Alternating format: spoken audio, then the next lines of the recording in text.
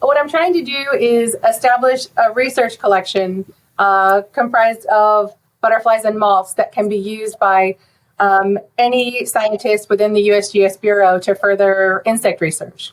How do you mail in these butterflies, these moths, other insects? And are there requirements for what to mail in? Sure. So we're asking that people send in butterflies or moths that are at least 2 inches in size. And so if you just imagine 2 quarters side by side, about that big.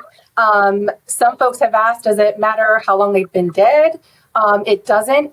If it's in good enough condition to pick it up and put it in a Ziploc bag and an envelope, then send it off. We can use it. Yeah. So what's the process here? I mean, you just said you can put them in a Ziploc bag. Is that all you need to do? Yeah, if you just put it in a Ziploc bag, if you're not going to mail it within a couple of days, or if it's like a classroom that teachers might be picking up, it's okay to freeze the specimens for a couple of months and then just mail them at the end of the collection period. And how many states are participating in this? There are 6 in this initial pilot. It's Kansas, Oklahoma, Nebraska, Texas, Alabama, and Georgia. Why these states?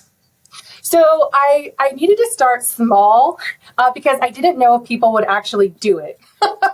And so that was one of the deciding factors. I also wanted it to be really easy for people. And so there are some butterflies and moths that are protected by U.S. Fish and Wildlife. And so in those states, there aren't any protected at that level, with the exception of one in Alabama. And so on the flyer, they have a little QR code they can scan to make sure they're not sending that one.